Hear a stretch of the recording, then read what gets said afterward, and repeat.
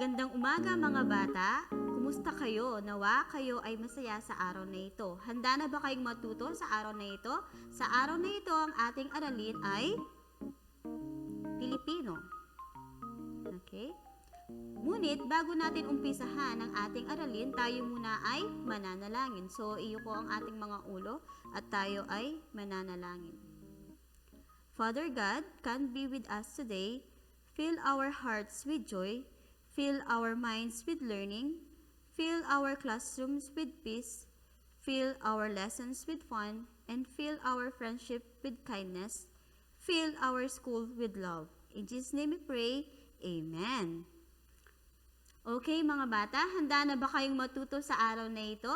So mga bata, ang ating aralin sa araw na ito ay patungkol sa mga salitang magkasing kahulugan. So ang ibig sabihin mga bata, parehas ang kahulugan ng mga salita.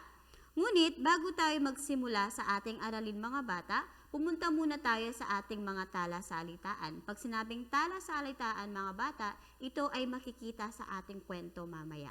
Okay? So, ang ating talasalitaan sa araw na ito ay buhawi o ipo-ipo. Ano ba ang buhawi o ipo-ipo? Ito ay unos ng malakas at umiikot na hangin na may kakayahang tumangay ng mabigat na bagay tulad ng puno at bahay, at lumikha ng malalaking alon sa dagat. Sa Ingles, mga bata, ito ay tornado. Okay? Ngayon, mga bata, pumunta na tayo sa ating kwento. So, ang ating kwento, mga bata, ang kanyang pamagat or titulo ay Ang Bus ni CJ. Muli, ang titulo ng ating kwento ay Ang Bus ni CJ. Okay? Ngayon, umpisahan na natin, mga bata. Isang malungkot na balita para kay Catherine Martin nang malamang tumama ang isang buhawi sa bayan ng Otwell, Indiana sa Amerika noong Mayo taong 2006. Okay, mga bata, nagkaroon ng tornado, nagkaroon ng buhawi sa kanila. Okay, sa bayan ng Indiana sa Amerika. Okay, so anong nangyari mga bata? Ayan. Ayan ang tornado or buhawi mga bata, kung kayo ay nakakita ng ganito. Kailangan ng tulong ng mga tao doon, lalo na ang mga bata, ang sabi niya sa sarili. So, si Catherine ito mga bata, sinasabi niya ito sa kanyang sarili. Si Catherine ay biktima rin ng isang trahedya nang mamatayan siya ng isang anak na lalaki dahil sa pagtama ng malakas na ipo-ipo sa kanilang lugar. So, mga bata, si Catherine din ay dumanas ng ganitong unos. Okay? So, namatayan din siya nung nagkaroon ng ipo-ipo sa kanila. Siya at ang kanyang asawa ay naging mas matibay ang pagsasama para bumangon at buhayin ang lupang supling na nakaligtas. So, hindi madali para kay Catherine ang malimutan ang pangyayari, ngunit kailangan niyang maging matatag, mga bata. Hindi ba? Kapag may dumarating na unos sa ating buhay, mga bata, kailangan nating maging matatag at manalangin lamang. Sa pagtama ng buhawi sa bayan ng Otwell, naisip ni Catherine ang tumulong sa mga biktimang nawalan ng tirahan, mga bata. So, mga bata, naisipan ni Catherine na tulungan yung mga nasalanta ng buhawi. So, nagdala siya ng mga pagkain at inumin para sa mga pamilyang pansamantalang nakikituloy sa isang gusali ng pamahalahan, mga bata. So, iyon ang ginawa niyang tulong, mga bata. Nagdala siya ng mga pagkain. So, ayan si Catherine, mga bata, nagdala ng pagkain para tulungan ang mga nasalanta ng buhawi. Sa kanyang pag-uwi, nakita niya na malawak ang sinakop ng buhawi. So maraming bahay ang nasira at nawasak.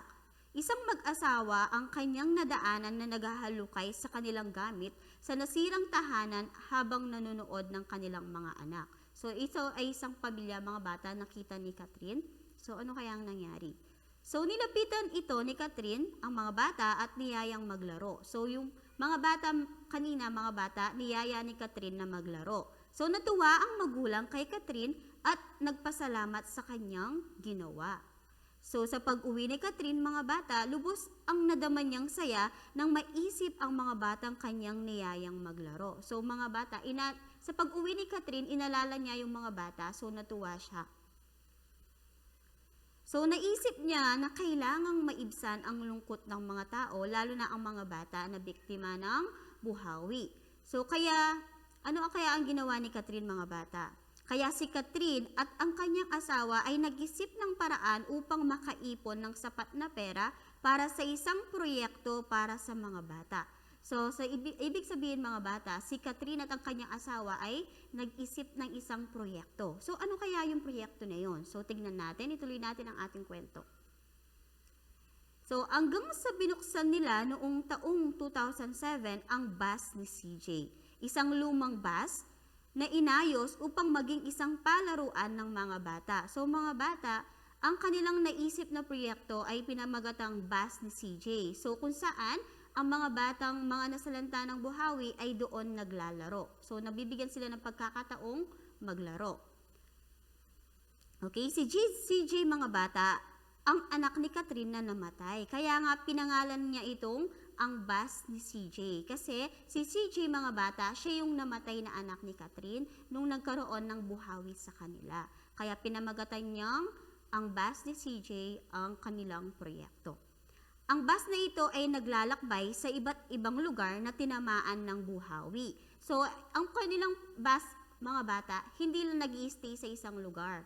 Okay? Dumadako sila sa iba't ibang mga lugar at doon ay nagbibigay sila ng aliw sa mga bata sa pamamagitan ng mga laruan na nasa bus. Okay? Doon naglalaro ang mga batang paslit upang maging masaya sila kahit dumadanas sila ng unos sa kanilang buhay. So, ayan, mga bata, ang bus ni CJ. Kaya pinamagatan ng ating kwento na ang bus ni CJ.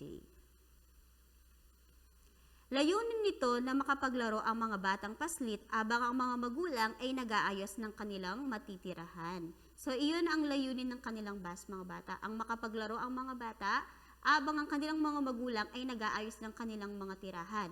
Alam naman natin, mga bata, kapag tayo ay nasalanta ng buhawi, so minsan nasisira yung mga bahay natin, so nagkakagulo, so kailangang mag-ayos ng ating mga magulang.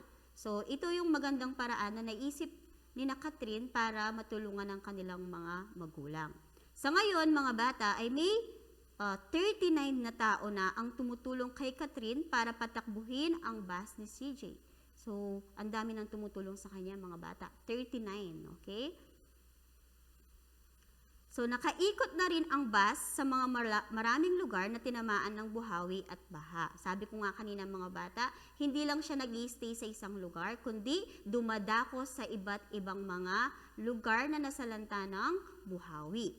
So, at nakatulong na rin sa mahigit na 700 bata ang bus ni CJ, mga bata. So, nakakapagod man, hindi maialis sa busilak na puso ni Catherine ang saya dahil sa ligayang nahibahagi niya sa iba, lalo na sa mga bata. So, yun ang ating kwento, mga bata. Ang bus ni CJ. Okay?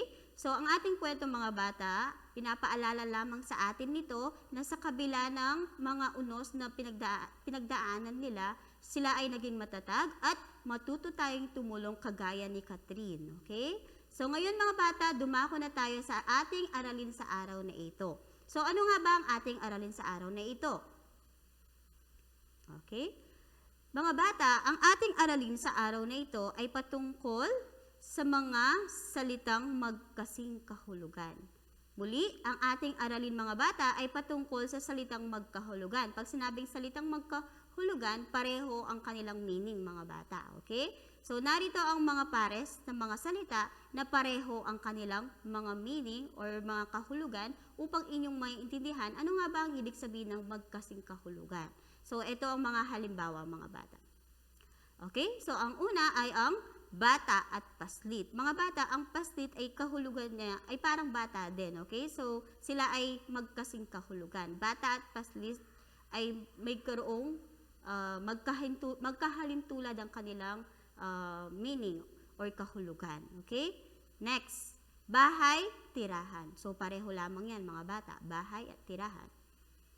Next, ligaya at saya. Okay? Ligaya at saya ay magkatulad ang kahulugan, mga bata.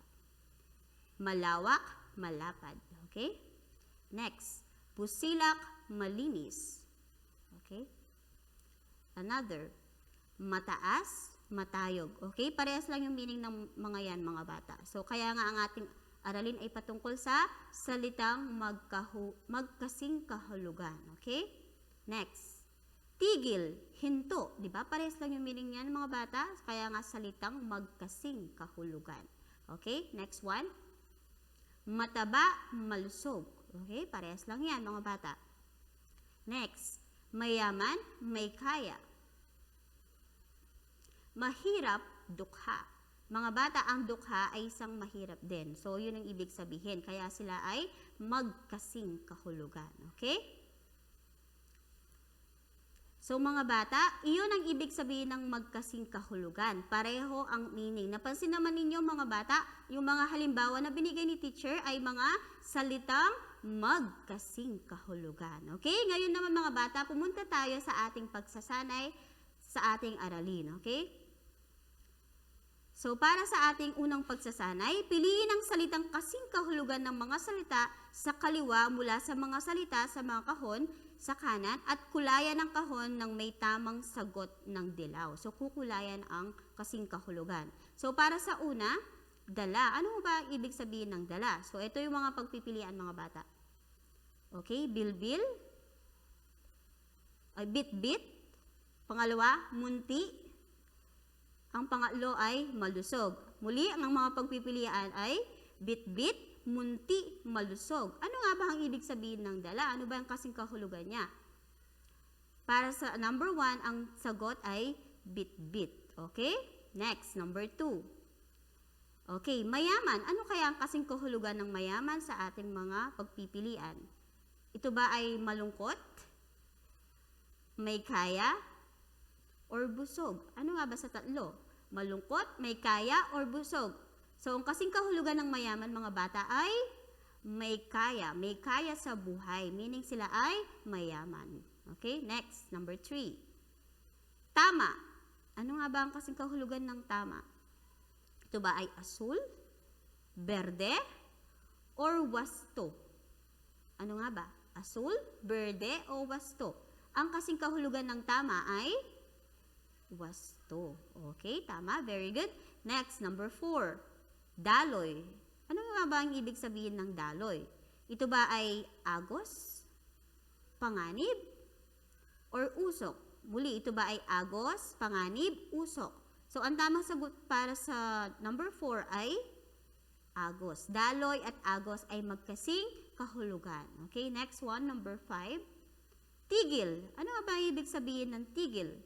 Okay, ito ba ay lakad, hinto, or bulagsak? O, ano nga ba ang kasing kahulugan nito? Lakad, hinto, bulagsak. Alin sa tatlo? Ito ay hinto. Tigil at hinto ay magkasing kahulugan, mga bata. Okay?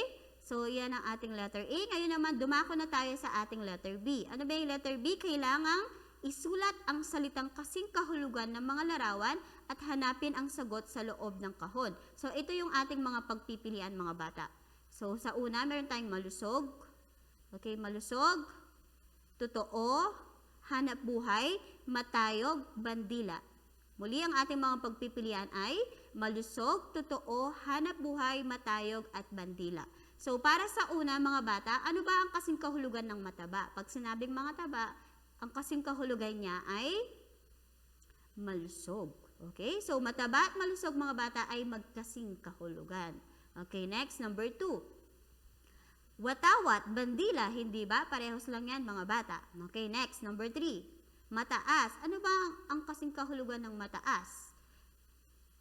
Matayog. Okay, matayog at mataas ay magkasing kahulugan. Next, we have number 4. For number 4, tunay. So, ano ba? Totoo. Tunay at totoo ay magkasing kahulugan.